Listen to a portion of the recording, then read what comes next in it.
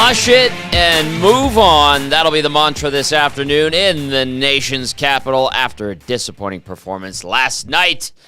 Good afternoon, everybody. We get you set for the Oilers and Senators right here on the Oil Stream pregame show. Tom Gazzola, YouTube Trev in studio with you at the EST Global HQ. Hope you're enjoying your Sunday. Very nice out there. It's getting warmer.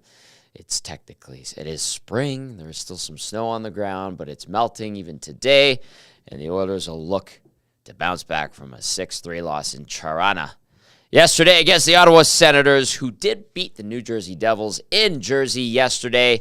And that snapped a 3-game losing streak for the Sens. So we'll see if Edmonton can quickly dash Ottawa's hopes or if they'll continue to torment their fan base today as the 42-22 and 4 Oil take on the 29-36 and 4 Sens. As always, join the conversation. Text us 780-218-9999 or get into the nasty chat if you're watching on YouTube. People were fired up last night after the 6-3 loss in Toronto, and we'll see how it goes this afternoon in Ottawa. Matt Kassian, by the way, will be stopping by a little bit later on in the show, and then we'll also touch base with Clare Hannah from TSN in Ottawa. She will give us the scoop on those Sens who are probably feeling good about their win in New Jersey. Trev and I were getting ready for the show.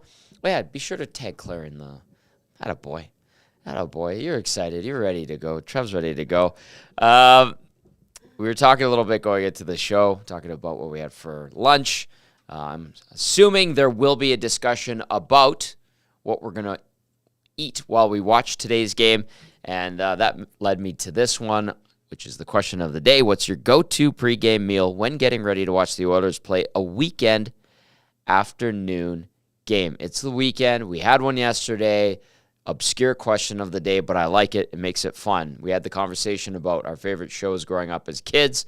There were some people. I had people coming up to me out of the blue when I was out and about saying, that was fun talking about the shows we watched as kids. There was like 3 or 4 Debbie Downers in the nasty chat and the text line. They're like, I thought this was a sports show. It is. But that was like what were we on at 10:30 in the morning on a Sunday where there was a game the day before? It's okay to have fun too. So, having said that, question of the day, what's your go-to pregame meal when getting ready to watch the Oilers play a weekend afternoon game? Text us 780-218-9999. I feel like there's a few people out there that have a bit of a routine when watching the Oilers play, especially on a weekend. And maybe you're smoking something. We know Cass on weekends likes to smoke like a pork shoulder. He's got his process. He makes like a nice smoked sandwich out of it, and the girls love it. His wife loves it. She's a Texas girl, so that's a thing that Cass likes to do. Me, I went to a local coffee shop right across the street from my place, had the breakfast sandwich with bacon, had a great Americano made with love. It was perfect. Trev, question of the day goes to you.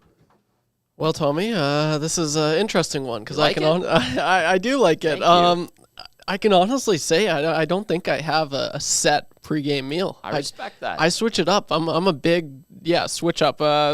Either it's I go and get some fast food, make some breakfast. But I don't have a set. I don't have a set meal. Back home when I guess I was living with the folks.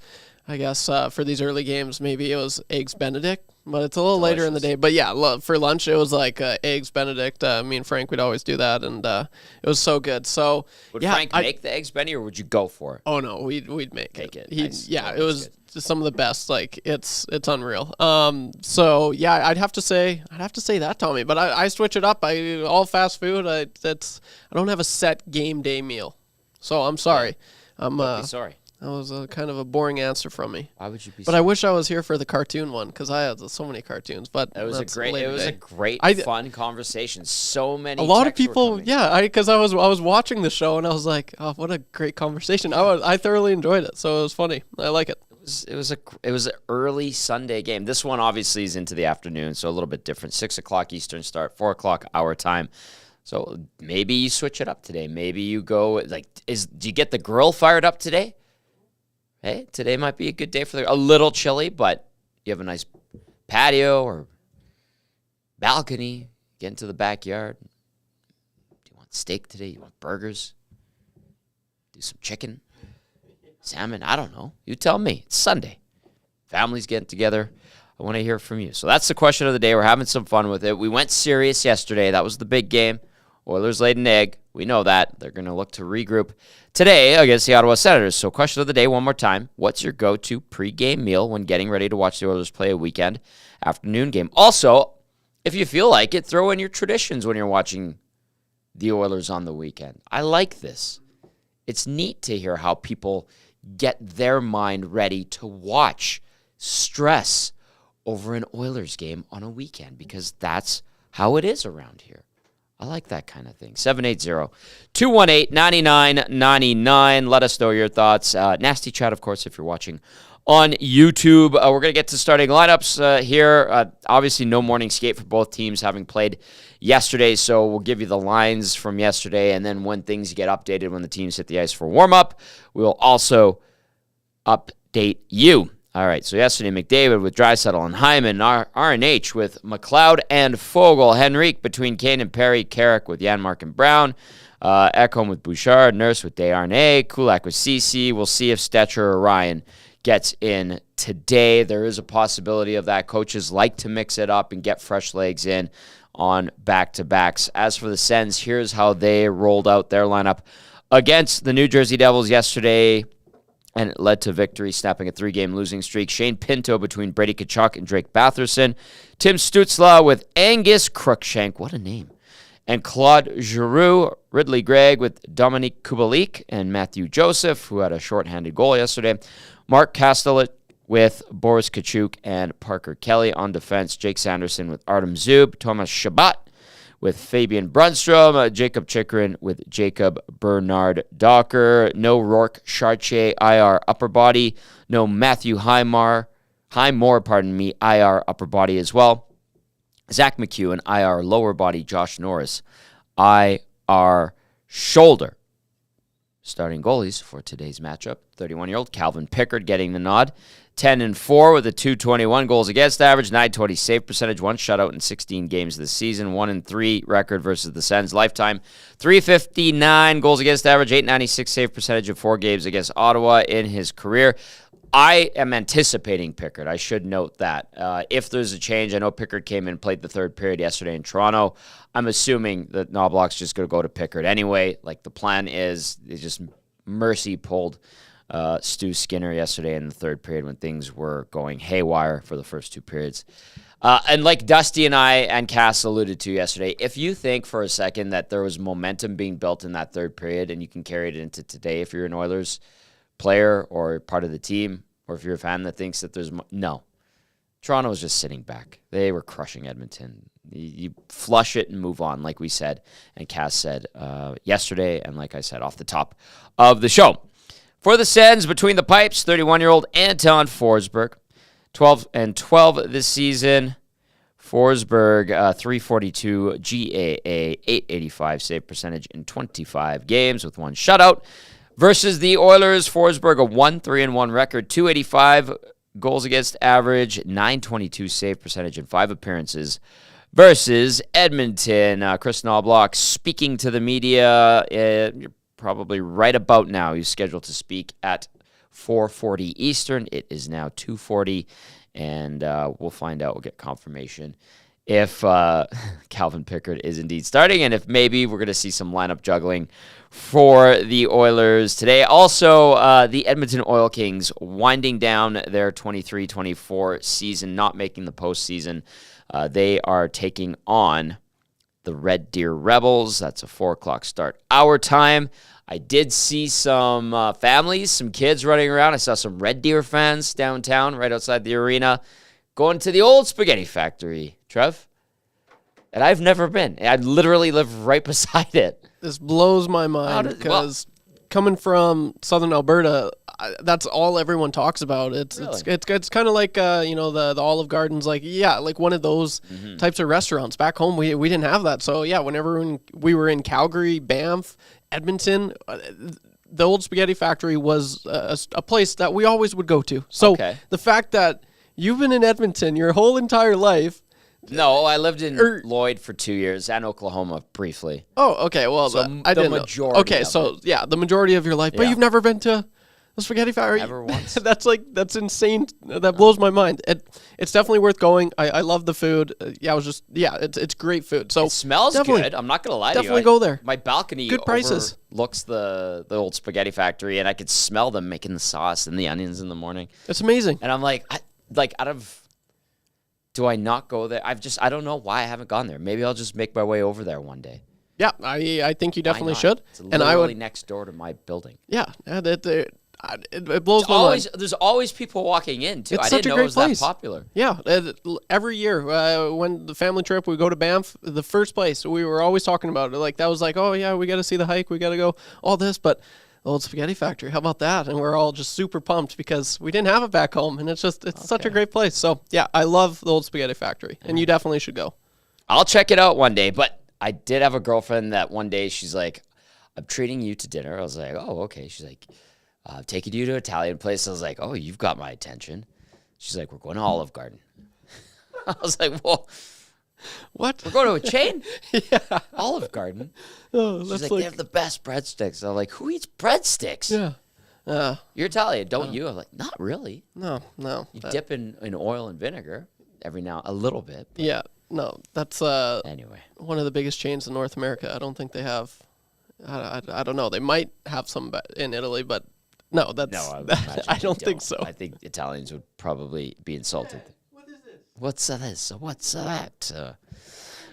Coach Mike texting in says, "Hey Tommy, what do you think of Noblock and what does he try to accomplish with all the line juggling?" Coach Mike, I don't know. Like, we were talking a bit about it yesterday. This topic came up on the post-game show, and Noblock was getting praise for kind of being consistent with lines, kind of a little bit, and sticky with a couple of pairs, and then he got the blender out, and it's almost like game to game. He's getting the blender out. I don't even know if he's testing trios or pairs. It just feels like, depending on feel and how some guys are going, does he need to get someone else going? He seems to switch it up. Obviously, probably getting input from Glenn Gulletson, as well as the other coaches, the eyes in the sky, and all of that. So, I mean, my best guess is he's trying to test stuff out going into the postseason. But Coach Mike, he's kind of gotten away from staying consistent. Barry the Cheater said there was a clip of Draisaitl very passionately explaining something on the bench to Evander Kane. Kane seemed to be reluctantly accepting of the tongue lashing on the bench. Do you think that was just frustration from the scorer, or is there something bigger going on? Barry, I will say this. There was a lot of frustration last night. I will not go into anything else going on. I will leave that be, because winning changes things, and the postseason gets people to snap in line. So I will say that frustration for the time being. I'll just leave it at that. Big Slam Nasty says, skip Old Spaghetti Factory, go to Zambelli's on the West End. Big Slam Nasty, West End. Noted. Good to know. 780-218-9999. It is the Oil Stream pregame show. Or if you're watching on YouTube, hit us up in the Nasty Chat. I should add that portions of this hour brought to you by 100.3 The Bear, Edmonton's best rock. Catch Dusty Nielsen with Yukon Jack and Scott McCord weekday mornings. And then on your way home, check out Jess Jackson, our very good friend, every workday. That's in the afternoons. All right, 780-218-9999. And if you want to get in on the question of the day, we're having fun today. It is Sunday. What's your go-to pregame meal when getting ready to watch the Oilers play a weekend afternoon game? Text us. All right, YouTube Trev, we're going to have Clare Hannah on shortly. He says, give me a minute. All right, we're working on it.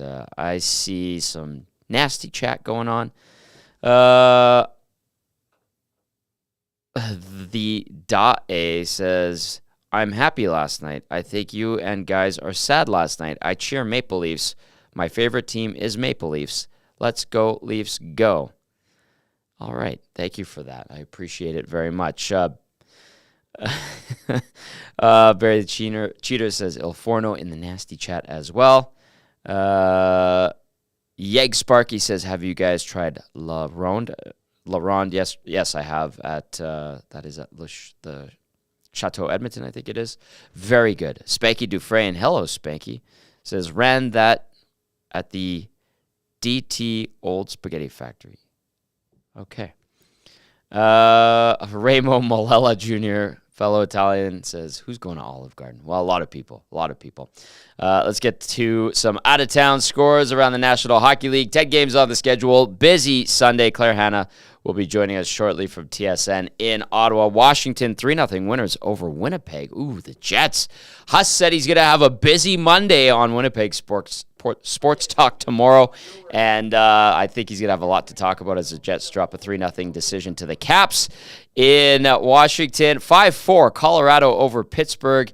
That one in overtime, so the Avs beating the Pens there. You've got the Islanders welcoming in the Devils. Devils, of course, coming off a win over Ottawa, a loss to Ottawa yesterday, and then Carolina hosts Toronto. You've got Philly taking on the Florida Panthers. The Arizona Coyotes get the Dallas Stars. Anaheim will face off against Tampa, and then the later games we'll see Calgary hosting Buffalo. Seattle gets Montreal. YouTube Trev says Clare Hannah is good to go. Good afternoon, Claire.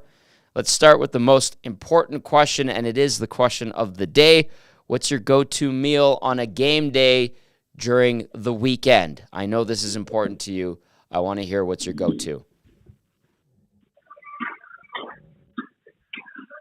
Did you patch Claire through? Oh, wait, hold on. I'm here. That was a question for me? Yes. My go-to meal on the weekend? Yes. Oh, my gosh, Tom, I thought you were talking to a guest or something. I'm like, why would you care? You're the guest. Oh, my gosh. I know. I was, just getting my cell phone connected. Okay. So, you know what? I hate the greasy arena food. And as you probably know, if we lived on that stuff, we would not be healthy people. And it's really easy to go down that line. So, my go-to, you know what? Okay. I love doing a nice smoothie in the morning. Mm-hmm. I always have 2 eggs, toast, fruit sometimes. And then my smoothie is usually full of strawberries, coconut yogurt, pineapple, some ground flaxseed. But recently I've been going, recently I've been going to spinach, pineapple, coconut water, banana, cucumber. So does that give you, that's more of my morning routine. Right. And then I just, honestly, I probably get here early enough. And tonight it was tacos, but I got sushi today. Did you not I gave you a lot of details there. Well, okay. Our commissioner of our EST drafts, Quinn Phillips, was it you or her who brought a charcuterie board to the press box at Rexall? That was you. I knew it. Okay, well, so I would always come right after, at the time I was on that show Dinner Television with Jason Strudwick. Yes. And we got off the air at 7. And obviously Oilers games started around 7, sometimes 7:30. And so I wouldn't have time for dinner. So I would pack dinner. But oftentimes I would just put leftover cheeses, cold cuts, carrot sticks, hummus, crackers in this bag. And I always felt like I didn't have proper cutting mechanisms. So I started bringing a cutting board and a knife. And then I just set up a charcuterie board. And it was, I guess, Ryan Rashog thought it was the weirdest thing. But I'm like, you guys are all just jealous because I'm a genius.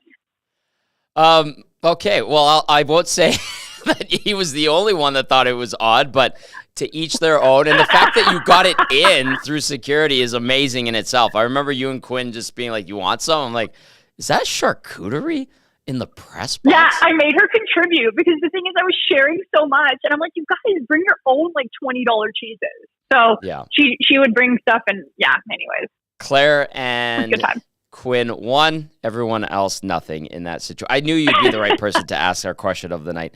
All right, let's talk about this Sens team. They get the win in Jersey yesterday. Snap a 3-game slide. From what you saw, what were the keys to victory for those Ottawa Senators yesterday? Well, it didn't start off well. They gave up 2 goals in 59 seconds. So that could have been a really different outcome. but they got their stuff together. And I think this whole season, like we spoke back in January, Tom, and I shared some of these thoughts, and I share similar thoughts right now, is they just can't put 60 consistent minutes together. Mm-hmm. They didn't last night, but they at least had the persistence and the belief that they could get out of it. And they did that. And I think some nights they maybe they slag for 15 minutes, but you can't do that in the National Hockey League when the parity is so close and that there's so many talented teams out there. And oftentimes when they let their foot off their gas pedal for a period, it totally gets away from them. Like we saw it against Carolina when they lost 7-2, or some of these big teams like Boston. It just gets out of hand and it's a bloodbath. So last night, I think they, I'm trying to remember who it was who was saying this. I think it was Ridley Gregg who scored to tie things up and kind of get them back in the driver's seat. He said that on the bench after New Jersey scored those 2 goals in a minute, that they kind of looked around and said, nope, let's keep our maturity level here. Let's not get too emotional. Let's not let this get away, and let's just stay emotionally even keel. And obviously that worked. So I don't know. I think they can do that more often. They'd be a great team, but I think every team wishes they could find that, mental maturity. Yes. Trust me, we've talked about mental maturity here in Edmonton for large chunks of the season, especially early on. But for the most part, Edmonton's found a way to get past most dilemmas and is continuing to put together a pretty strong season. Now, speaking of overall, Claire, a disappointing season in Ottawa. I know there was a lot of optimism and hope. What's your sense talking to these players, the coaches, and the management team as another tough year starts to wind down here? So I think things got pretty real on the California road trip. That was right around trade deadline. And I had a couple good conversations with GM Steve Staios. And one thing he said was right now, he's only been the official GM for a couple of months. Mm-hmm. He came in, it was Pierre Dorion. That shifted. He said that right now they're trying to figure out what is the problem. And he said there was 4 things. Is it inexperience? Is it youth? Is it the culture? Or is it like issues amongst players in the locker room? And I'm not saying it's all of those, one of those, it could be none of them. Mm-hmm. But he was just giving examples because right now they're trying to look into what needs to change. I think that nobody would disagree with this. There's some really talented people on this team. Brady Tkachuk, Tim Stützle, Jake Sanderson. But they haven't taken that step forward. In fact, this year they took a step backwards, and you could argue they got better in the offseason. Right. Goaltending has not been great. If you look statistically across the board, the Senators are either at the bottom or in like the bottom 5 of many statistical categories related to goaltending in this entire league. But sometimes that extends to the defense in front of them. But, you've got Forsberg, he still has 1 more year. Korpisalo got signed to that 5-year contract. He's just finishing the first year one. So you can't, there's not a lot of wiggle room there. So I'm not sure if he tries to buy Korpisalo out. This is just me spitballing ideas. Mm-hmm. But there's I'd say some decent issues to look at with this team. And I think it's going to be a really busy offseason for Steve Staios. It should be a busy offseason for him because they didn't make any moves at the trade deadline. Right. Besides signing Boris Kachuk, who was put on waivers, but I don't really count that. So one thing is he was like, we had a lot of conversations during the trade deadline, and I think what they were doing is putting Stokes in the fire. I do believe there was one big move they were trying to have made, but it didn't come to fruition. But in those conversations, they gathered which teams are interested in which players that the Senators have and how they might be able to shop them around, make some exchanges in the summer. But yeah, I think a lot of people are puzzled, Tom, by the direction the team's gone this year. Yeah, lots of upheaval this year. And if you're having those chats with Steve Staios, which is great, what's your read on him in his first half year, let's call it, 3/4 of a year as a general manager in the NHL? Because I know he's a smart guy.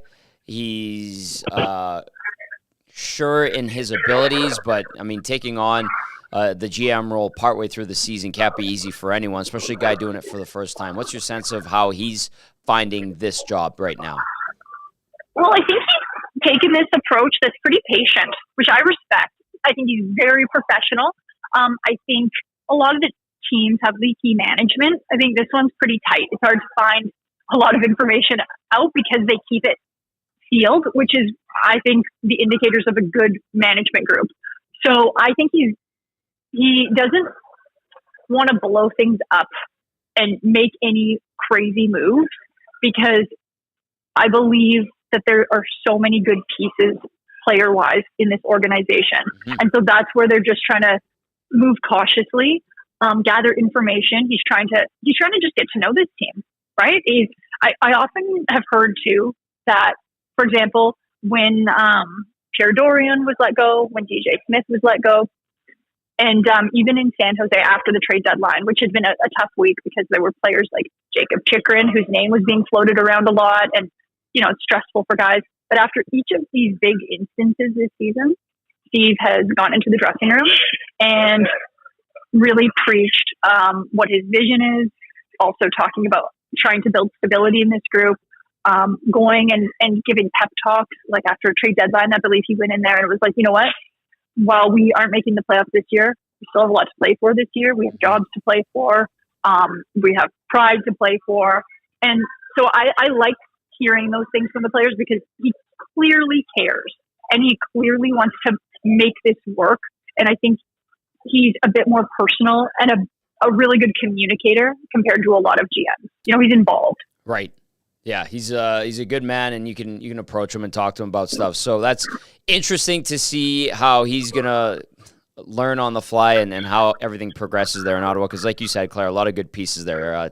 Clare Hannah joining us now from TSN in Ottawa. And how's the fan base handling all of this, Claire? Because it's been a rough go for a chunk of years now, and the fans kind of get caught in the crossfire to a certain extent. What are you sensing and hearing, and what are people telling you when they see you around town? Yeah, Tom, I have thought about Edmonton so frequently in the past couple of weeks, and I keep thinking about the decade of darkness you guys had with all of those first-round picks and not going anywhere and spinning your tires. And I don't think that this fan base by any means has reached that level of anger. That's good. But they're upset, especially this year, because this was a year. Last year they were 6 points out of a playoff position. This year they're at the bottom of the Atlantic Division. That is such a big difference. And naturally, I think they're upset. But when I think about watching games in this building, at the beginning of the year, I'm thinking more like November, December. That's when you heard the crowd booing or chanting "Fire DJ." And these last couple of games, I haven't seen that. So I'm not sure if it's like, okay, they're apathetic, they don't care, or if it's just like, well, we know this season's done. We're going to show up. We're going to watch some good hockey, hopefully, and then we're going to hope for the best next year. But hope's got to be waning thin because, the results just aren't there. Yeah, totally. Okay, speaking of people showing up to the building, I know there was talk of getting a new building, and that all started with a new owner. Andlauer comes in. Michael Andlauer takes over the team. He puts in Steve Staios. Staios relieves Pierre Dorion of his duties. You talk about DJ Smith, who was let go. Jacques Martin, interim basis, takes over as head coach again as the Ottawa Senators. And I know that there was discussion of a parcel of land in downtown Ottawa where there could be an arena. Is there any hope there, Claire? Is that kind of on the back burner now? What's going on? Because the Sens, I know this has been something that's been discussed for a little while now when it comes to this franchise.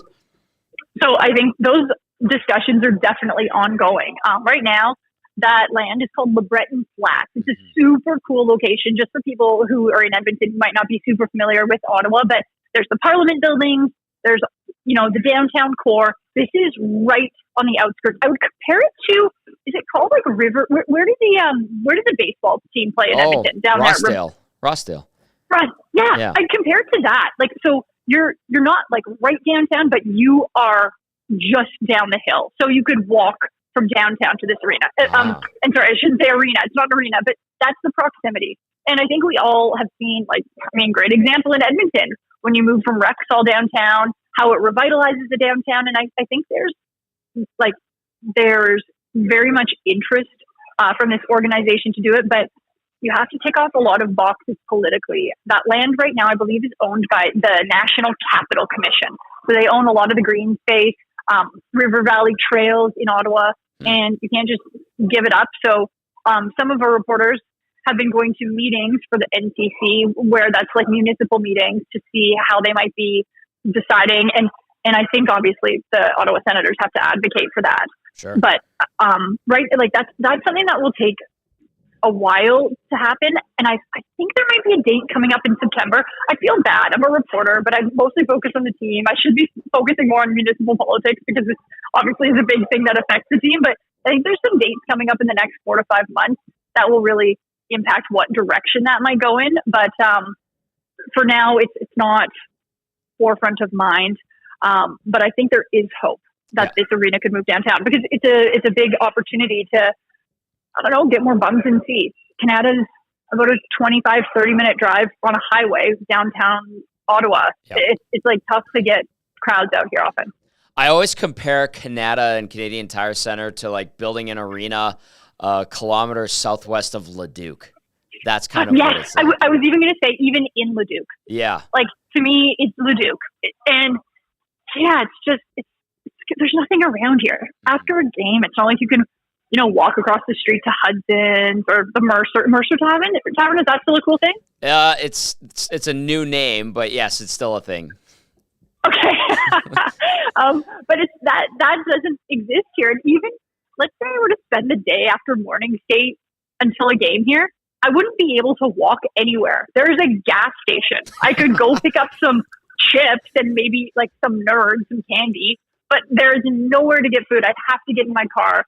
So that's kind of a buzz killer. Yes. Nerds, chips, and candy, part of this complete breakfast. Clare Hannah, the former pro volleyball player, telling us at first that it's all about the fresh smoothies with nutrients and great, protein and all that healthy stuff. And then the flip side is, I'm in Canada. I'm going to go get Nerds, chips, and candy, because that's all I know. I'm teasing. You're twisting my words. I know. I haven't gone over this. That's all I have the option for, but I do love Nerds, and I have a pack of Nerds at home right now.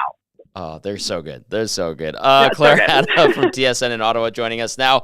Okay, Clare, Ottawa's looking for wins on back-to-back nights. When this team is playing to its strengths with that young talent that it does still have on the roster, what generally leads it to victory? Okay, playing away from the puck. This is a young group, and I think for a while they've been focused on just offense and being sexy when they've got the puck, but what they're learning is they've got to be responsible when they don't have the puck as well. So I think when you see that structure come together and play a more disciplined defensive style of hockey, that's when you see success with this group. So, yeah, I'm keeping that one nice, tight, and simple for you, Tom. I love it. Clare, YouTube Trev is getting the charcuterie board ready for our pregame meal, so it's all inspired by you. Thank you, Clare. Need some brie, and you need a really ripe old cheddar. He has no idea what either one of those is. Oh, come on, Trevor. We need to educate you. The poor guy. Clare, fantastic to catch up with you. Have a good show tonight, and hopefully chat soon.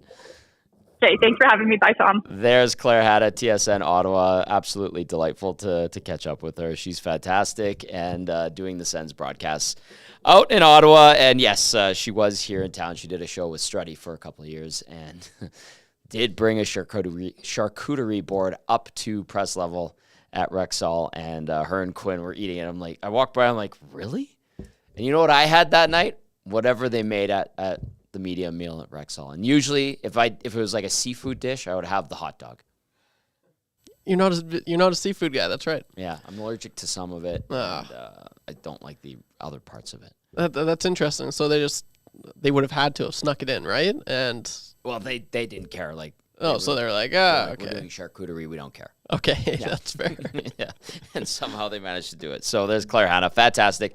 She was a pro volleyball player, and she's a great broadcaster and a friend of EST. 780-218-9999. You could text us as we get set for the Oilers and the Senators, and we'll get you some lineup updates. If I haven't seen any yet, I haven't been looking. I was listening to Claire. Kane is out for tonight, maintenance day for today's game. That's Claire was talking about. She's like, I just have to tweet this quickly because Claire put that out there. Kane is out. So thank you. That is interesting. I see some of the nasties are kind of discussing amongst themselves, but yeah, I wonder what the decision is there. Could be injured, maintenance day. I don't really know what goes into that, but interesting. Claire's follow-up tweet is a quote that says, Noblock pointed out that it's right for the long run. Interesting. Is the nasty chat speculating? I would assume as much. Yes, they were. As they do. Definitely they were. That's completely within their rights. We'll find out more a little bit later on. We'll get Cass's thoughts. He's going to join us shortly, and we'll get updated lineups for you when the teams hit the ice for warm-up. Let's see what else we got. 780-218-9999. You could text us, and Nasty Chat doing its thing. This one from Paul. Paul texts in and says, seems to me that the Oilers are relying heavily on the power play for production, all while beating weaker opponents with just enough effort to win. For example, against the Habs, they won it in OT, and then the Sabres kept it close for 2 periods before the Oilers finally flexed their potential. Then against the stronger, more comparable opponent in the Leafs, they got lit up and seemed unprepared. Are they playing down to the opposition's caliber? Is last night's game the type of play that concerns you going into the playoffs? Thanks, from Paul. Paul, thank you. Good text. Appreciate that very much. I'll start with the last one. Is last night's game the type of play that concerns you going into the playoffs? Yes. My answer is yes, because they didn't compete and give a good performance and just lose out. It didn't go down to the wire. They didn't have jump. They didn't take the play to the Leafs at all yesterday. So that is concerning. Are they capable of doing all of those things? Yes. Them not doing it at this time of year, if I was a coach on the team, I'd be very irritated. And I'm assuming the coaching staff was irritated. The players you could see on the bench, someone pointed out the Draisaitl and Kane exchange, and they were irritated with it too. Pardon me, the players were, obviously. So, yes, that is a concern. Am I worried? Is it like alert status red? No, I don't think so. How do they bounce back? How do they respond? They should be good to go today against Ottawa, a weaker opponent. Obviously, you heard Claire talking about where they sit in the standings, the Sens, but the Sens do have weapons. If you let your foot off the gas, the Sens' good players will do some damage. Yes, is last night's performance a concern, as Paul asked? Yep, absolutely. But then you could look at what happened last Saturday against the Colorado Avalanche. Anybody's game. Edmonton played really well, had the lead late. Couple of mental lapses, let's call it. They lose.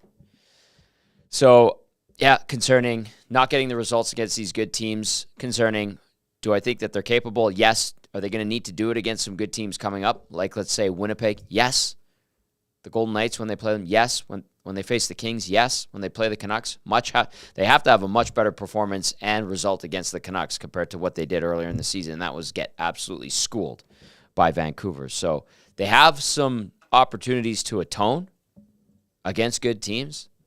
If they don't do it, the concern for me, at least, as Paul asked, it'll grow. And I think for the fan base as well. The relying on the power play goes into tonight, second in the NHL.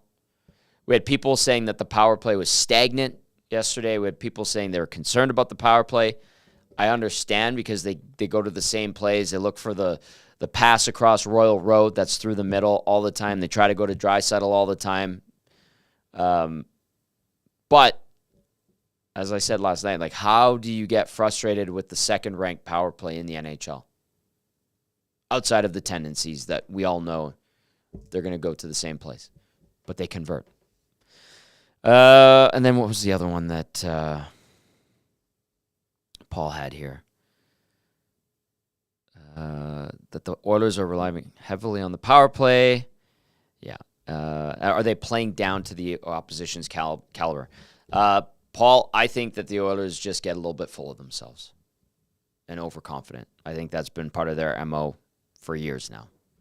And that when they do face lesser opponents, they take their time and they toy with their food, let's call it. I think that's my take on them, at least.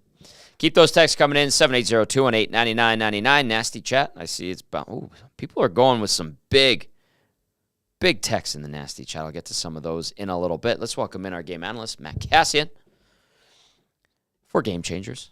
Brought to you, as always, by Damon Bunting, RE/MAX Elite, consistent top-producing realtor in Greater Edmonton and among Western Canadian RE/MAX realtors. Damon and his team would love to help you find that right home or make the move from your current home. He's community-driven, understands what it takes to make a difference in our city. Check him out, DamonBunting.com, or visit his Instagram at DamonBunting Real Estate. Good afternoon, Cass. How you doing today? Good afternoon. I'm good. It's a Sunday afternoon. It's going to be taco night in the Cassian household, and right. we're hanging in there. Little Oilers Sens this afternoon, and there ain't nothing wrong with that. Ain't nothing wrong with that. I'm going to throw out the question of the day one more time. I want your take on this because you said it's taco night, but it's kind of more to like what people do on the regular, or maybe it's a tradition. Who knows? But I want to hear from our listeners and our viewers. What's your go-to pregame meal when getting ready to watch the Oilers play a weekend afternoon game?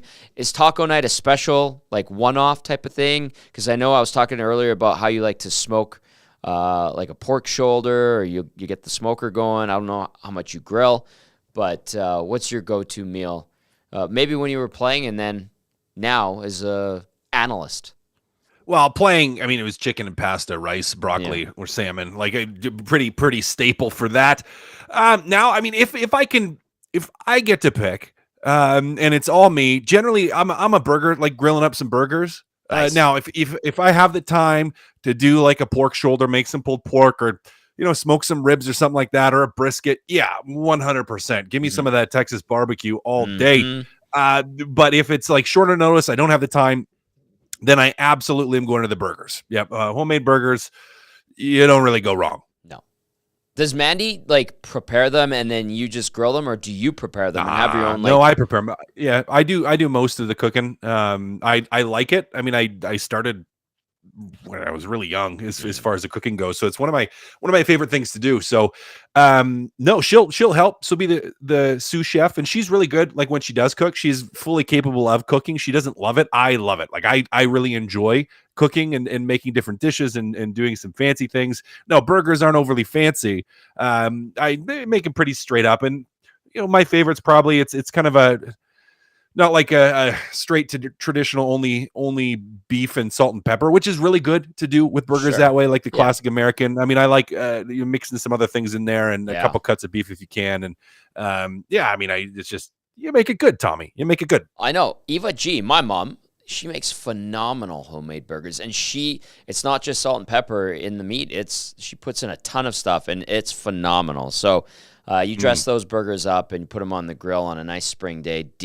Delicious. I feel like some people are going to be doing that going into this Oilers Sens game this afternoon/evening. And now I'm getting hungry. So I did this to myself, and I feel like I'm doing it to others as we get set for the Oilers and the Sens. I'm going to go into the nasty chat really quickly here, Cass. Kevin says, "Hi, Cass. Mama Bear's whipping up a prime rib for us tonight. I like it. Yummy, but the Yorkies are the best part." And then Zulu says, "Nothing wrong with a good old burg." Wheels Farhat says, "Spring rolls. Delicious." What else do we have here? Yeah, keep those coming in. And then Jeffrey says, "Cass, studio looks good today." So we're rolling here on a Sunday afternoon. Nice. All right, Cass, let's get to number one on Game Changers for this Oilers-Sens matchup. And for you, and I like this, fully acknowledge it, number one is start on time. Yeah, I mean, been a couple where we haven't really got that. Yesterday against Toronto, we get a good first shift from Connor McDavid. You draw the penalty, everyone's feeling good. You're going on the power play, going to get a chance early. And then they just kind of fall flat after that. They really do. They fall flat after that. And so really important today for the Edmonton Oilers to come to the gate quick. We talked about the old double flusher for the game yesterday, the Leafs game. Just tap that handle twice, get everything down and gone and out of your memory. And I think the fastest way to do that, Tom, is to have that big start, have a good start, and to carry it forward. I mean, it's been a couple games now since we've seen that fast jump and that really good first period. They've been chasing most of the time, even in the games they've won and ultimately played well. Are we looking and be like, oh yeah, they played pretty good? The starts haven't been there. So huge focus, I think, for them today is coming out of the gate hot against a Senators team that's been struggling. Yeah, they snapped a 3-game losing streak yesterday in New Jersey. Probably feeling pretty good going into this one, but they do get the Oilers, who are probably, I'm assuming, a little bit PO'd after what they did not do yesterday, and that's play well overall. All right, number 1 was start on time. We'll see if the Oilers can do that. Cast number 2, blue paint woes. Yeah, the Ottawa Senators have struggled in the goaltending area. Now, whether you could blame it on Korpisalo and Forsberg or whether you can just blame it on the Ottawa Senators, I mean, there's room for debate there. I lean more towards the team as a whole. Hasn't played very well in front of them defensively. Jacob Chychrun hasn't been very good. He's, I think, almost leading the league in goals against when he's on the ice, or up there anyways in the top few players in the league. They give up a lot. They don't really help with their goalies. They brought in Korpisalo, who they thought was going to be the answer. And, he hasn't had a great year. Again, I don't necessarily blame the goalies for that, but the Senators playing in front of them. Now, tonight, you look like you're getting Anton Forsberg here. Yep. Guy that's played 500 hockey on a sub 900 save percentage on the season. Not very good. Not very good. Again, they haven't helped very much, but this has been a really big problem for the Ottawa Senators, that they haven't played good defensively enough in front of their goaltending. And for Edmonton, there's an opportunity again against a team that struggles defensively. They struggle in their own zone. The goaltending's not very confident. I don't want to say you can run up the score on them, but you're going to get opportunities. Now you're going to have to bear down on those opportunities. Yeah. You're going to have to put those opportunities in the back of the net. But the Ottawa Senators have been absolutely giving those chances to everybody. For Edmonton, if you go out and you work for them, they're going to be there. You should have the opportunity to really put the hurt on the Ottawa Senators. Hey, Cass, I'm just going to point out that Edmonton is 12-1-1 in the last 14 games against Ottawa as well. So it hasn't been pretty for the Sens when they face the Oilers in recent years. Obviously, the North Division in that weird COVID year is part of that, but that is the stat line when it comes to these teams head-to-head. It is Game Changers with our game analyst, Matt Kassian. Number 1 was start on time. Number 2 was blue paint woes. Number 3, Cass, PP motion. Yeah, got to get that motion going on the power play. And you were talking about it right before I got on here, that, we can't really complain about the power play as a whole. And we can't. I mean, it's the second best power play in the league. And we got so spoiled last year by how dominant they were that it's like we expect them to be exactly that. Now, we talked about it after the game yesterday. Their power play wasn't great in Toronto. No. Very stagnant, not a lot of motion, not a lot of movement. Would like to see them get back to that today. Again, against an Ottawa team that seems to struggle at keeping the puck out of the net, being able to generate on the power play is going to be important. And it's going to be important not to lose the momentum, because I thought their power play did that early in a game. Yeah. McDavid flying out of the gates, you get the early power play and it was flat, and the rest of the team just sort of flatlined after that. So I think an opportunity to lead the charge in bouncing back after the loss to the Maple Leafs yesterday for the Edmonton Oilers, that power play, getting that motion, forcing switches and the penalty killers to switch, to defend, forcing the goalie to move side to side. That's where they open up. Now, not just making the move side to side and forcing switches by those fancy seam plays, but just making sure you're executing with quick movement, get your rotation going, and attack when you have the opportunity to attack. Attack, man. I like that a lot. Are you of the mind that the early power play is actually a detriment to a team's game? It can be. Yeah. It certainly can be, especially if you have guys that are really, really jacked up to get into the game, really ready to get in, really, motivated, I guess energized to play, and then all of a sudden they end up sitting there for a little bit longer. Like you can lose some of the mojo. It can be really difficult, and people discount that as a third and fourth line guy or someone that doesn't play as much. It can be really challenging to keep the level of focus you need when you're just sitting there. Now, it shouldn't be an excuse to say, oh, you had to sit there for 5 minutes, figure it out. But it can take off a little bit of that, I don't know, a little bit of your mojo. So yes, power plays can kill you. And penalty kills too. Having too many special teams too early in a game, you can't really get everybody into a game. And coaches talk about it, players talk about it, and it's because it's a real thing. You want to get everyone involved early. Yeah. You want everyone to feel like they're part of it early, because if you just sit there and you're just kind of like, okay, well, I'm sitting here, the crowd, the noise, everything going on, and you're trying to focus. It does suck, especially when you want to be out there. So it's a real thing. It really matters. And for the Edmonton Oilers, again, having that momentum building power play and the motion on the power play is going to be really important.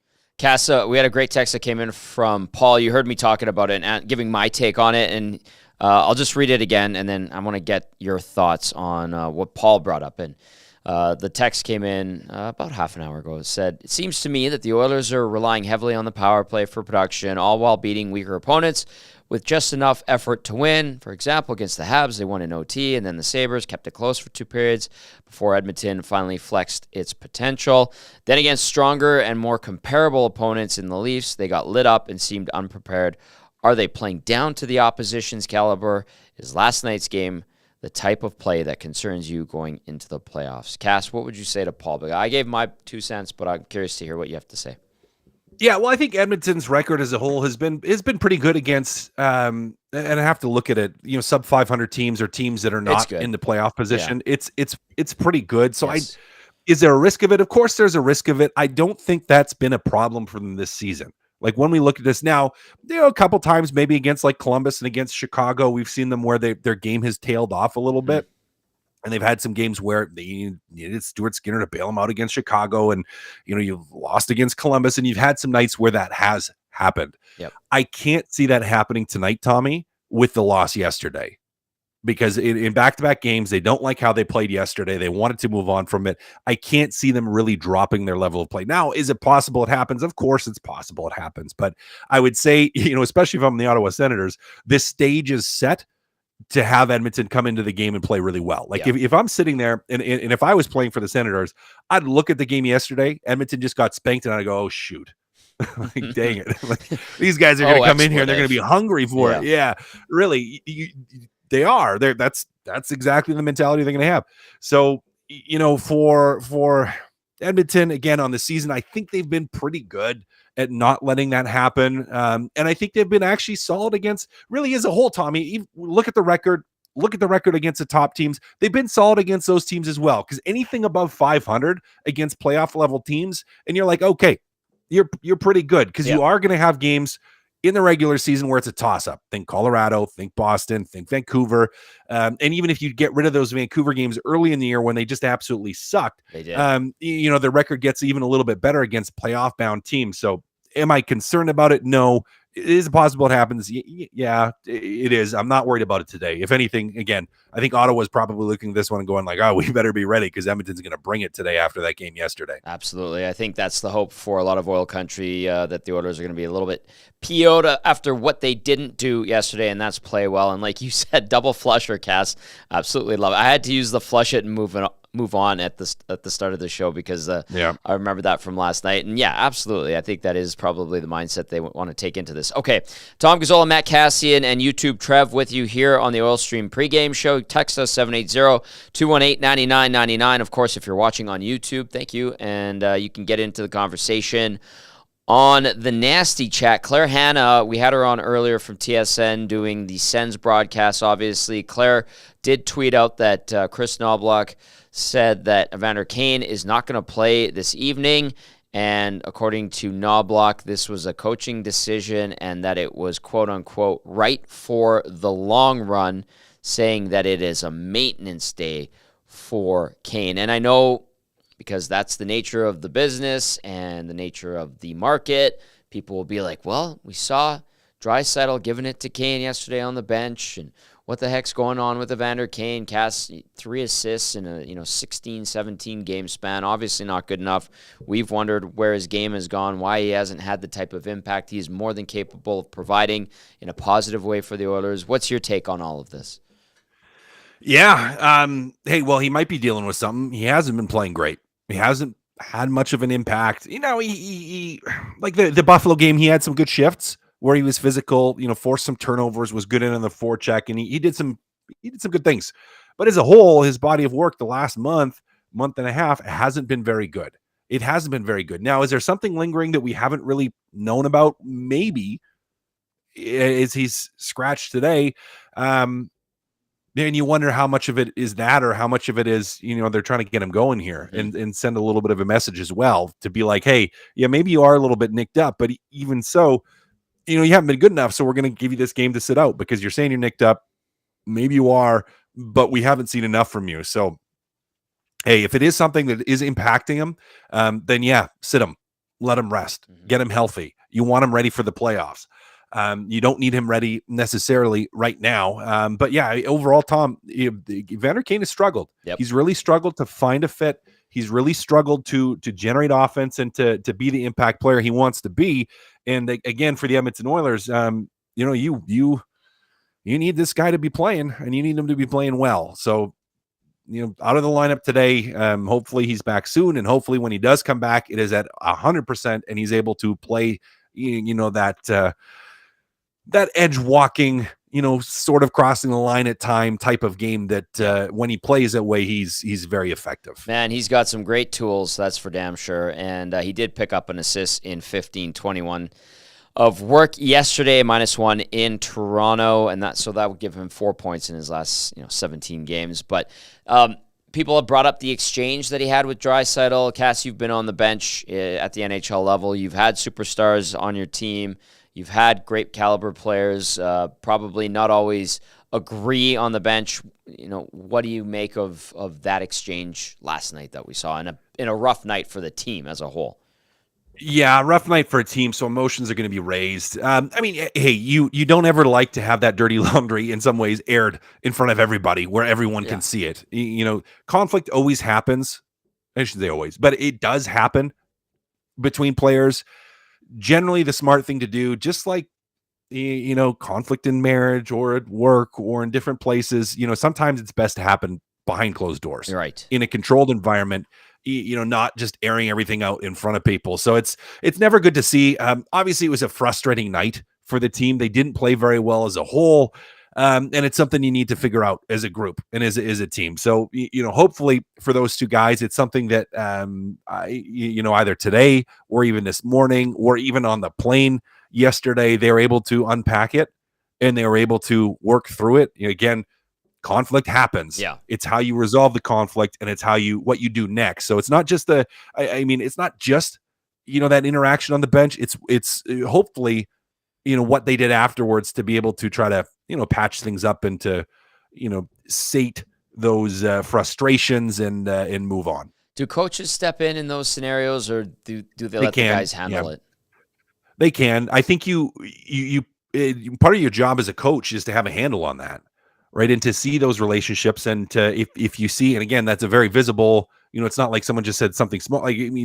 Everyone saw it. Yeah. And from a coaching staff standpoint, if you need to step in, you step in.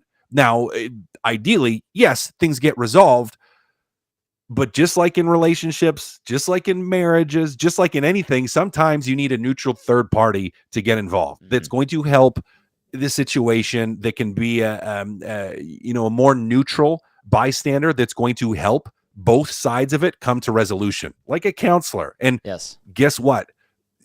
Coach and counselor are pretty closely related. Yep. Right. That's part of your role. So from a coaching staff standpoint, now which coach depends on the relationships with all the guys, with both of them, who's going to be able to handle it the best, who's going to be able to lighten the situation.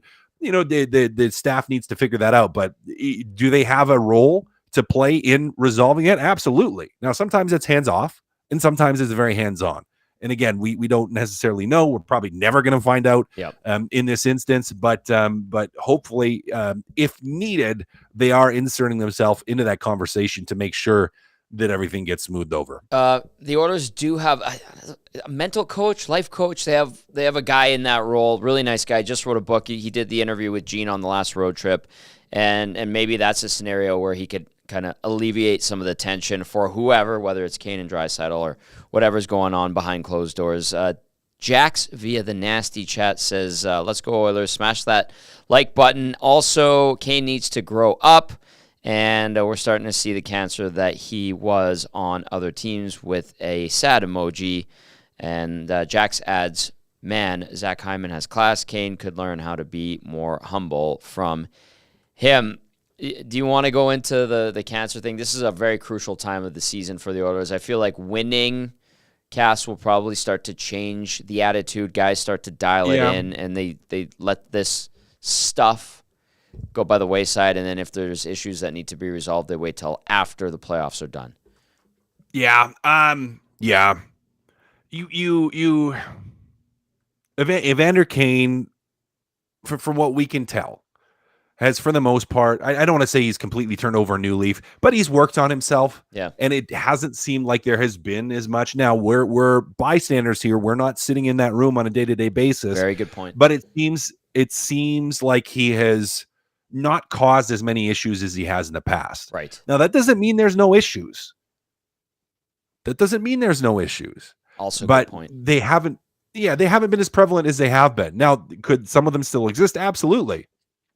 It's up to the leadership group in that dressing room, and it's up to the coaching staff to try to mitigate that. You don't have to love everybody you work with. You don't have, for example, I can't stand Joaquin Gage, and I have to talk with a guy at least twice a week. It's true. I did not see that one coming today. You should see Trev right now. But in all seriousness, guys, like you don't have to love everybody. Good point. You don't have to perfectly get along with everybody, Yes. but you have to be pulling the cart in the same direction. Yes. And you have to be willing to put things aside and set aside petty differences, set aside differences in opinion, set aside difference in morals, set aside difference in ethics, set aside, like, if you want to move this thing forward as a professional hockey team, you have to be willing to set those things aside. Yes. You really do. And it's the responsibility of the other guys in the room, and we could call them glue guys. I like to call them buffer guys, not just glue guys, but buffer guys that know how to handle different personalities, that can pull the best out of people, and that can keep some of those, things that some people make, cancer, and like they can bring that down a couple of notches and be a salve to the aloe vera on the sunburn, to be like, okay, things can get a little bit spicy, but we can cool this down, and we can all still be moving in the same direction and accomplish what we need to. Very well said. After an absolute bomb off the top rope on Gager. Trev is still losing it back there. That was very well played. This one from Chris says, it's because Gager was a goalie and they're the worst. I love it. Okay, I want to ask you this one. I asked Claire about this earlier too. Not necessarily like Ottawa Senators, the team on the ice and the players on the roster related, but you're a former Sen. You lived there. You played there for a few years, so you'd have an understanding. There's optimism, and they want to turn this thing around, obviously, in the standings and be a better team and get out of their, time of darkness, let's call it. And that might come with the new building. How, as a player, would you describe to, fans of the Oilers who live here and haven't been to Ottawa and seen a game there, what it's like in Ottawa, going to Canadian Tire Center and all of that, and how nice a arena on LeBreton Flats or in LeBreton Flats would be? Oh, that'd be so much nicer. Yeah. That would be so much nicer. It's not like it's a horrible, dirty, dark, awful rink. It's not. It's not. It's way out of the way. It's challenging to get to for people that, are coming from work. It's way out of the way for people that live on the opposite side of the cities. I mean, if you think about it in Edmonton terms, it would almost be like having the rink in Fort Saskatchewan.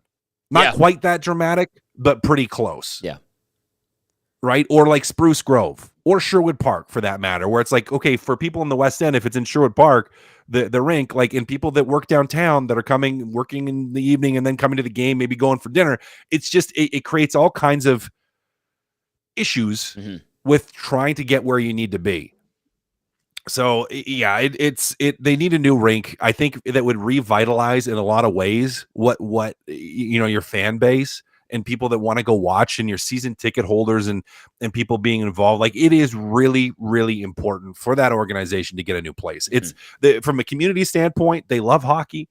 They will support hockey. Now, they've had frustration in the past, and it never like when people get sick or pass away. So it can be really hard on the families, and regardless of how you feel about people. But with Eugene Melnyk, there was a lot of conflict there with the city and with the politicians and with a lot of people there. Now that they moved on from that, but you have a base of people that would support and pour into a great hockey team. And a huge part of that really is getting a rink in the Flats, because location wise, it'd be fantastic. Very central. It would help from a fan base, turn things around. Now, I do think they're moving in the right direction players wise. They have a lot of good young players. They're not having the season and taking a step forward that I was hoping they would, and that a lot of people were hoping they would this year. But they do have a solid base to build from. Yeah. And, not that having a new rink all of a sudden makes your team make the playoffs. It doesn't, but it would just be really good for the organization. And I think ultimately for the city too. Yeah, absolutely. And you want to see Canadian teams thrive and do well, and not deplete the revenue sources from around the league, and not dip into the revenue sharing. Not to say that Ottawa does, because I think they hold their own, but there's certainly some potential there. And Cass, you played there, you know it, and you described it very well, so I appreciate that. That was a very funny and enlightening Game Changers, and I look forward to catching up with you on the post game. Enjoy tacos, my friend. Thanks, buddy. I will. That is Matt Kassian, our game analyst. Great stuff from him. Oh, Trev, that was fantastic. From the top ropes. From the top that was good. You love hearing that. I would have loved to see Gager's reaction on that one. I'm surprised Gager's not watching or listening, but that was too good. So funny. Well played, Cass. Absolutely brilliant. Text us 780-218-9999. Atif getting into the inbox. Atif was at the watch party last night. Once again, thank you to everybody who came out last night to the EST watch party. We're going to do one a month. We've got another one coming up next month. Our next on location is April 3rd, where we're going to be at the Hudson's West Edmonton Mall location. I got to know the staff a little bit more yesterday at White Ave. They're fantastic. Huge thank you to Sarah, Connor as always, and Olivia. Shout out to her. And then the staff at the Bourbon Street location, always great. Steve, Adam, Amy, Jade, and Kylie, and Colby, and Jeff. Just had a chance to spend more time around there. So it's going to be great. On the 3rd, we will be back at Hudson's Bourbon Street. I do want to get to this one from Atif, who was down there yesterday. Great to see Wheels. Says, Tommy G, great to see you last night. Totally forgot that the pregame show was on right now. Are the Oilers going to show up tonight? I think Hyman will get his 50th. Unfortunately, I won't be able to watch the game. I have work and will be in a meeting. Thanks for the GC as well, Atif. Atif, thank you. I think we do see Hyman get that 50th. I don't think it'll linger. I don't know if maybe it has to wait till Winnipeg. I think he gets it tonight, though. I like his chances. I thought he was going to get it yesterday. Did get the one. I think he makes it happen tonight, and that'll be good.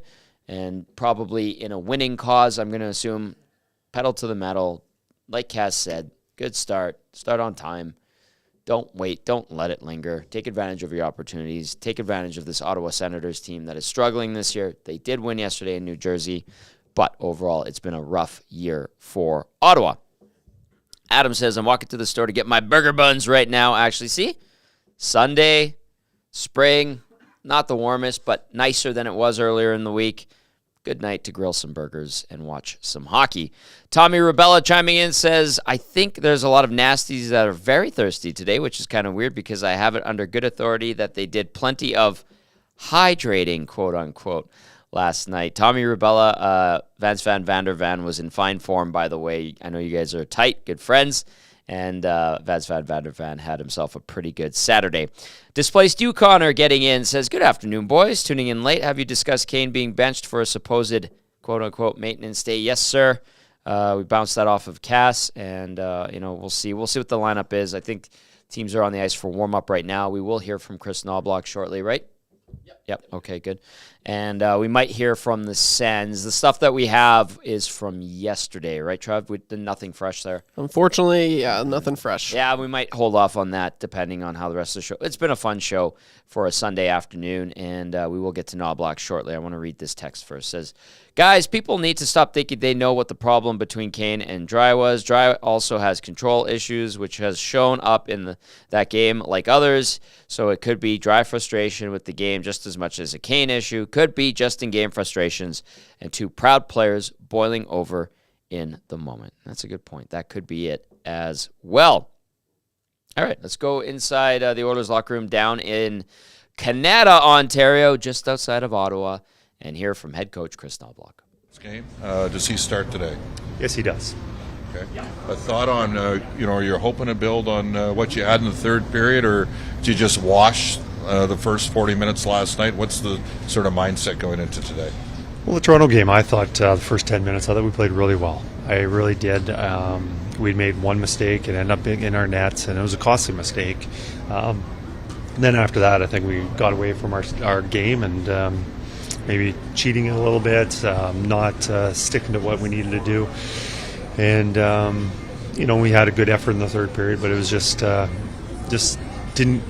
We got to do it for 60 minutes. We're not good enough, especially this time of the season, to just turn it on in short periods of time. We need to play a solid 60. You mentioned one same defense, second of a back-to-back. You're going with Desharnais again? Yes, he'll be fine. Taking a maintenance day, was this him advocating for a maintenance day, or you guys deciding he wouldn't be playing for that reason? As a group, it's coaching staff and the training staff, it was our decision. I think it was best. Evander, I'm sure, would have liked to play through it. He is a competitor, a warrior, and that was our decision. We feel for the long run, it's best for him not to play. Many results like last night since you've been aboard here. Like, what is it about the way you guys have handled tough nights that hasn't allowed things to snowball over the last while? As good teams are able to put together long winning streaks, and more importantly, the losing streaks are really short. And we've had losing streaks of, I think there's been 2 or 3, or maybe 3, but it hasn't stretched out more than that. And I just think we've been a pretty good job of being able to, whether it's been a bad performance or an unfortunate turnout, that we've been able to put that behind us and rebound. All right, that was Chris Noblock, head coach of the Edmonton Oilers, talking about his team heading into tonight's action. Noblock speaking to the media about an hour ago, and good to get an update from him. Short, sweet, and to the point. So you heard him there saying a maintenance day for Evander Kane. That means Derek Ryan will play tonight. Here are your lines for this one, a la Jack Michaels tweeting this out earlier. McDavid between Nugent Hopkins and Hyman, so those three reunited. Draisaitl with Henrique on the left and Foegele on the right. Interesting. McLeod back at center with Janmark and Perry. And then Sam Carrick with Connor Brown on the left and Derek Ryan on the right. Defense, like Noblock said, same as last night. Ekholm with Bouchard, Nurse paired up with Desharnais, Kulak with CC. You've got Calvin Pickard starting in goal. I'm going to get to this one from Frank. Out in the nasty chat says the Oil need to show up today. They were brutally outplayed by the Leafs in every aspect of the game. Third period push was good, but too little, too late. And then Frank also tosses in a make sure Trev doesn't lose his keys again. Bad boy. Was hoping you weren't going to see that one there, Tommy, but I saw it. Yeah, he's good evening, old Frank. He's chiming in the nasty chat. Good to see. Good to hear from Frank. Hello, sir. And I love it. Giving his boy the gears. I love it. All right, we do have fresh. You know what? Here's something he did well. Frank, your boy did a good job. He found some fresh audio and video from the Sens. He's got Jacques Martin ready to go. Here is the Sens coach. Any changes to your lineup here this evening? No change in the lineup. You You talked about the swagger of your team yesterday. That's obviously, you're hoping that carries over into tonight's game. Yeah, I think it's like to the way we played. I thought we skated well. I thought our D did a good job with their gap, and I think our forward really helped. I think we had a little more physicality in our game too. Like I think the second goal was a good example of Brady finishing a check and kind of got their defenseman kind of all upset, and then we kept the puck in. Doc pinch and Joseph covered up for him and sent it to Greg at the net. So just shows like sometimes some of the consequences of a finished check. Coach, define what swagger is for a professional hockey league team, for a national hockey league team. Well, I guess it's having the confidence to make plays, the confidence to hold on to the puck when it's time to dish it out when it's the right opportunity.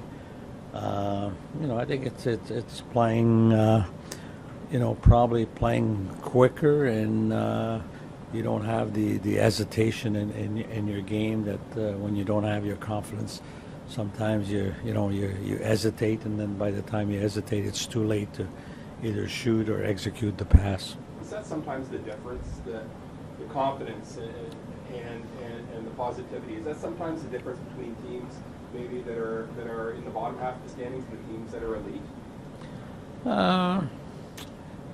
Yeah, well, probably more in the bottom, like you're saying, because you're not winning as much. I think winning kind of breeds confidence, but I think it goes deeper than that. Like to me, when you have a team that really believes in a system or the execution, or like even sometimes you find something that you feel you have an edge over the opponent.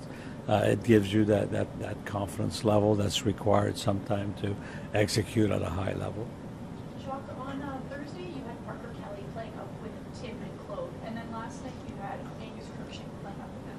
How have you decided who to pair with them? Well, Crookshank wasn't here on Thursday, so it was a different type of player. Like I just thought that I put Parker there because of his energy, his ability to finish check, bring some some emotion and kind of life to the line a bit. Versus last night, I thought Crookshank has played really well in the American League. He's been scoring. He was the player of the month in the AHL. So I thought it was important to put him with players that give him a chance to succeed. And I thought he did a good job. He got a goal, but I thought he, his quickness, his ability to get on the puck on the forecheck was good. His ability to make plays as well. When you play with players like Timmy and Claude, I think it's important that you have a good hockey IQ. You could read situation, and I think he brought those elements. And will Angus stay up on that line tonight? Yeah. Okay. You've mentioned a couple times that you want to evaluate players, these last few games of the season, especially for next year. Is part of that giving some of these younger players a chance to play up with experienced guys to see what they can do? Yeah, I think that's part of the process. That's probably more Steve's department as far as the players that we have. I think we're in a situation where, I think Belleville's battling to get into the playoffs. So, we're not carrying any extra forwards. So, but the ones that are getting an opportunity. But I think for the ones that are here, I think it's important to have them in the bracket in the right place. So I think it helps you when at the end of the season, when you're a manager, to see what holes you have to fill, whether it's through trades or free agency. So I think that's what management is doing. And, the last couple of months, I think it's been evaluating the people that we have here and people they feel that they want to move forward with, and holes that they'll have to fill. It's been an honor, Doc. All right, that is head coach of the Ottawa Senators, Jacques Martin, who began his head coaching career in the NHL 1986-87 with, guess, Trev, who? Montreal. St. Louis Blues. Damn it. And he's an Ontario guy from French-speaking Ontario, obviously. That's why I was like, maybe. I knew the French connection, so Yeah. I was like, maybe the Canadians. Interesting. You think he still got it? Is that the right guy for the job? No, he's just mopping up the season for them. Yeah. I think they're pretty certain with that. But he spent a lot of time in Ottawa, coached the Sens for a long time during a very good, prosperous period for the Senators, and just probably trying to mop up and do what he can to set them up as best as possible for next season. Steve Staios, former Oiler, trying to get that organization back on track after a tough year. You heard Martin say no changes to the lineup. I'm going to go through it. And that means no changes to the goaltender. So it will not be Anton Forsberg. It will be Jonas Korpisalo. For the Sens, tonight against Edmonton, Shane Pinto with Brady Tkachuk and Drake Batherson. Tim Stützle with Angus Crookshank and Claude Giroux. Ridley Gregg between Dominique Kubalik and Matthew Joseph, who scored a shorty yesterday. Mark Kastelik with Boris Kachuk and Parker Kelly. On defense for Ottawa, Jake Sanderson with Artem Zub. Thomas Chabot, or Sir Thomas Chabot, as Dusty likes to say, with Eric Brandstrom, I should say, and Jacob Chikrin with Jacob Bernard Docker. Out for Ottawa due to injury, Rourke Chartier, upper body IR. Matthew Highmore, upper body IR. Zach McEwen, lower body IR. Josh Norris, shoulder IR. And starting in net is Jonas Korpisalo, who the Oilers definitely got to last season in the postseason. The 29-year-old this year, 16-21-4 with the 45 games played so far. 334 GAA, 888 save percentage. No shutouts for Korpisalo so far this season. Lifetime versus Edmonton, he has a 3-5-0 record. 358 GAA, 893 save percentage in 11 appearances versus the Oil. So there you go. You're up to speed on the lineups for the Oilers. Calvin Pickard will get the nod in goal. I want to get to a few texts here that I saw. 780-218-9999 if you want to slide them in before we wrap things up. And then Nasty Chat's been going good. Hontorio Momes, good evening or afternoon, Hontorio Momes, says, boys, well, based off yesterday and the online chatter, the Leafs won the Stanley Cup and are now the toughest team in the NHL. I do and have always hated Edmonton's response to their stars getting hit. Don't go after the culprit on their tough days. Go after their stars, says Hontorio Momes. Let's go to this one. It says, Kane not playing today for maintenance, quote-unquote, day. Hopefully that's him getting benched for being useless so far this year. He did have a very strong start to the season. Had a stretch where he scored 8 goals in 8 games. 4 assists in his last, month and a bit. So that hasn't been good enough. Cass and I talked about it earlier and even yesterday. 2. Ken says, Tommy, great seeing you and the EST crew at Hudson's yesterday. Let's face it, Cass lashed out Commissioner Gage for robbing him of an F1 title. He's not happy. What say you? You were laughing like crazy as I get the coughing fits. It was, it was great. I love it. That was actually so funny to see. I was not expecting it, eh? No. Just you and I both. Just burst. So good. Yeah. And just super calm and composed, just like nothing. Oh, yeah, that was good. I love it. John B. via the Nasty Chat says, Edmonton bottom 6 will always kill them. Last night, no shows. I was talking to... who was I talking? I don't know if it was Dusty, but I was having a conversation with somebody. I'm like, look at the Oilers' bottom 6 at the start of the year compared to what it is now. There's no Ernie. There's no Gagne, although I like Sam Gagne. There's no Dylan Holloway. Those guys are all in the minors. And you've got Corey Perry in there now. Sam Carrick comes in. McLeod's playing bottom 6. He's not injured like he was earlier in the season. It's evolved. Like, they've improved the roster, but I think they're capable of much more than who was playing on the bottom 6. James Hamblin was in the bottom 6 for a little while. I think it's a better bottom 6 than the start of the year or midway through the year. Yeah, I would have to agree with you, but it's just the frustration frustration starts with no chemistry. Like it's starting to, I don't know. When Noblock first came in, it was he was patient with the lines and he was making the right calls, and now it's like one game he's given these guys to find chemistry. It's not working, so he brings out the blender, and it's you're coming close to playoffs here, Tommy, and you've had maybe a 2-week stretch where, a month for the first line with McDavid, Hyman, and Nuge. That was good for about a solid month, and then you had Draisaitl, Fogle, and McLeod, maybe 2 weeks they were good, but besides that, there's been no chemistry pretty well all season long. So it's starting to get frustrating, and I get it. It's nice to have these options. You're starting to see what could work, and going into the playoffs, you know what worked in the season, but you got to start finding that chemistry. You got to start finding that success, and they're in a luxury right now because they do have those options, right? They can shuffle the lineup, and they have been doing it, but it hasn't been working out. So super frustrating, and it's nice that they haven't been able to, or they haven't really shuffled the lines for defense all season long. That's been super consistent, but for the fact that the top six, again tonight, I'm just looking at the second line, Draisaitl, Henrique, Fogle, that I don't know, and I could be wrong, but I'm not liking. I don't know what that line's going to be able to do. Yeah, but I don't know. I'm not sold on the lines tonight, Tommy. I'm really not. So it'll be interesting to see what happens, but I don't know. It's frustrating. It's almost in your opinion, I'll ask you this, and I apologize for interrupting, but maybe this is an opportunity to experiment.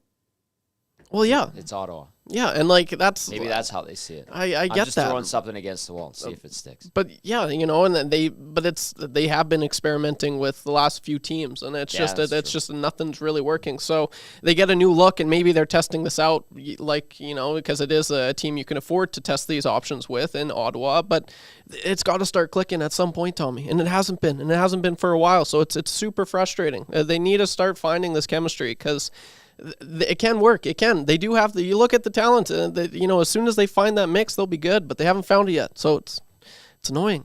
It really they are is. 6-2-2 in their last 10 seconds. I know, and then it's funny in saying that. Power play, it's second in the league. Yeah, and it's just, you're being super pinnacle on them, but it's like you expect more because you look at the talent that and the potential. That's the word, right? So I hear you. A couple inboxes. Or not inboxes, a couple of nasty chats I want to get to.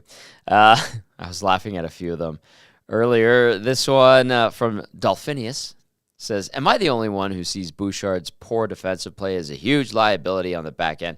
Nope. Dolphinius, I can tell you for certain that you are not. We've seen a lot of people, especially last night, texting in about that. And then Les wrote in, is it true that Bouchard is French for traffic cones? So Les and Dolphinius, seeing eye to eye there. The problem is he's capable of being better defensively. It'd be nice to see it consistently. Hasn't really happened this year. It's been hit or miss. A lot of miss early in the season, a little bit of miss lately. Clean it up. The offense is definitely there, though, with Bouchard. And then I want to end selfishly with this one because the movie came out a couple days ago, and it is, where is it? Where was it? It was from... Was it Ghostbusters? Yeah. JL. Tommy, did you see the new Ghostbusters yet? I have not. Been working all weekend. I'm going to go tomorrow with Rogan Dean from the Oil Kings. They're wrapping up their season, winding it down today against the Red Deer Rebels. And Rogue's like, we got to go see Ghostbusters because he's a huge nerd for Ghostbusters, and I am too. I am not reading the reviews. I will not watch a single review on YouTube. I know that they haven't been very good. And I'm going to ignore that. My brother keeps telling me that, and I'm like, shut up, Mike. Shut up. Let me go and watch it and decide for myself. So, JL, I'll go see it tomorrow. I'll have a review for you on the Hangout on Tuesday. I don't care if Maddie doesn't want to hear about my review. He's going to get it. Nice. All right, that's going to do it for the Oil Stream pregame show. Oilers and Senators. You've got Pickard and Korpisalo in goal. No Evander Kane for the Oilers. Derek Ryan slots in. The blender is out again on the forward unit, and we'll see if they have some chemistry. Will Hyman get his 50th? I like his chances this evening. And a huge thank you to Clare Hannah from TSN for hopping on, giving us the Sens point of view. For Matt Cassian and YouTube Trev, I'm Tom Gazzola. Say thank you as always. We'll catch up with you on the post-game show. Ciao for now.